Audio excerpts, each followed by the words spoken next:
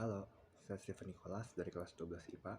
Hari ini saya akan membawakan materi perdamaian, genosida, dan terorisme. Jadi kita masuk saja ke PPT-nya. Sesuai di awal, materi kita adalah perdamaian, genosida, dan terorisme. Yang pertama adalah perdamaian. Nah, apa sih arti kata perdamaian itu? Menurut KBBI, perdamaian adalah suatu kondisi ketiadaan perang, tiada kerusuhan, tentram, tidak permusuhan, dan sejenisnya. Lalu menurut Johan Gatlung, adalah suatu kondisi internal manusia yang memiliki pikiran damai terhadap dirinya sendiri ketika dihadapkan pada situasi tertentu. Dan kata perdamaian ini berasal dari bahasa Latin. Kata damai diambil dari bahasa Inggris yaitu peace, yang diambil pula dari bahasa Prancis yang bunyinya paix, yang bermula dari bahasa Latin yaitu pax, yang berarti persetujuan. Nah, ini adalah tokoh-tokoh perdamaian. Ini adalah 3 dari banyak tokoh-tokoh perdamaian di seluruh dunia, yaitu seorang Presiden Amerika Serikat ke-16, Abraham Lincoln, dikenal sebagai presiden yang menghapus perbudakan di negeri Paman Sam. Lincoln tewas ditembak oleh John Wilkes Booth pada 14 April 1865. Lalu yang kedua ada Mary Teresa Bojaxhiu. Selama lebih dari 47 tahun, Bunda Teresa yang lahir pada 26 Agustus 1910 melayani orang miskin, sakit, yatim piatu, dan sekarat, serta membimbing ekspansi misionaris cinta kasih yang pertama di seluruh India dan berkembang ke negara lain. Hal ini membuatnya meraih Nobel Perdamaian pada 17 Oktober 1979. Dan yang ketiga adalah Mahatma Gandhi. Gandhi adalah salah seorang yang paling penting yang terlibat dalam gerakan kemerdekaan India.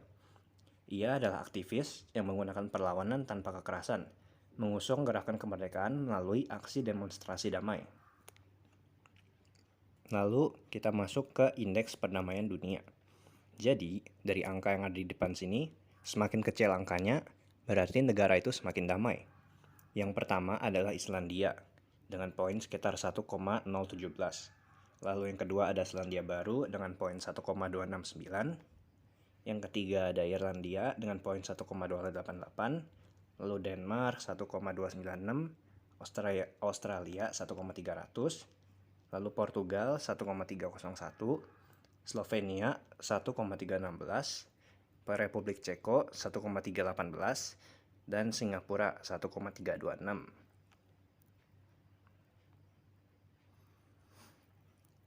Lalu masuk ke genosida.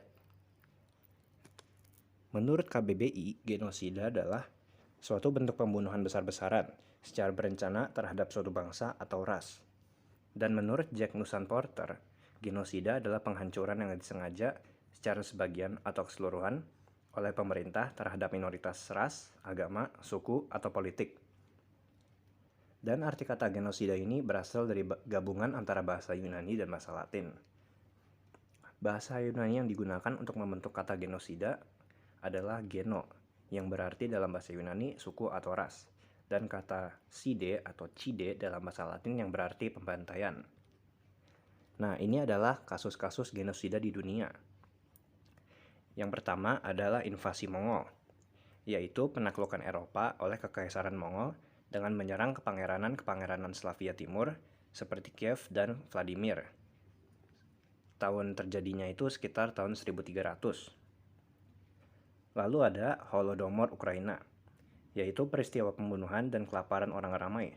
Hampir 7 juta orang mati kelaparan akibat rezim tirani oleh Uni Soviet pada tahun 1932. Lalu ada satu yang paling terkenal di dunia, yaitu Holocaust Nazi Jerman, merupakan pembantaian sistematis yang disokong negara terhadap 6 juta orang Yahudi Eropa oleh rezim Nazi Jerman dan sekutu serta para tangan kakinya. Lalu yang keempat, yang paling terkenal di Indonesia adalah G30S PKI. Adalah sebuah peristiwa yang mengakibatkan gugurnya 6 jenderal Indonesia dan jenazahnya dimasukkan ke dalam suatu lubang sumur lama di area Lubang Buaya, Jakarta Timur. Tahun terjadinya itu sekitar 1965. Dan yang ketiga itu terorisme. Menurut KBBI, terorisme adalah serangan-serangan terkoordinasi yang bertujuan membangkitkan perasaan teror terhadap sekelompok masyarakat. Dan menurut Muhammad Mustafa, terorisme adalah tindakan kekerasan atau ancaman yang ditujukan kepada sasaran secara acak yang berakibat pada kerusakan, kematian, ketakutan, ketidakpastian, dan keputusasaan massal.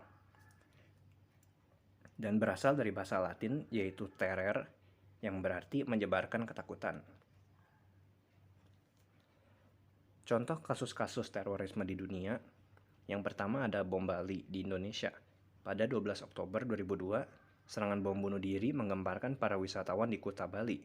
Serangan itu menewaskan 202 orang, termasuk 88 warga Australia, 38 Indonesia, 27 Inggris, 7 Amerika, 3 Swedia, dan 3 Denmark. Lalu ada bom Istanbul. Pada 15 November hingga 20 November 2003, sebanyak 4 truk bom meledak di sekitar kota Istanbul, Turki. Serangan itu menewaskan total 57 orang dan 700 lainnya mengalami luka serius. Pemerintah Turki meyakini militan Al-Qaeda berada di balik serangan itu. Lalu ada pembunuhan massal di sekolah Peshawar. Pada 16 Desember 2014, lebih dari 145 orang, termasuk 132 anak sekolah berusia antara 8 sampai 18 tahun dan beberapa orang karyawan di sekolah, dibunuh secara massal di sebuah sekolah di kota Peshawar, Pakistan. Serangan itu dilakukan 7 pria bersenjata yang diyakini merupakan militan Taliban Pakistan. Lalu ada serangan 9/11. Pada 11 September 2001, sebanyak 4 pesawat komersial dibajak oleh 19 orang Al-Qaeda dan dengan sengaja menabrakkan 2 dari 4 pesawat tersebut ke menara kembar WTC. Sekian dari presentasi saya, terima kasih.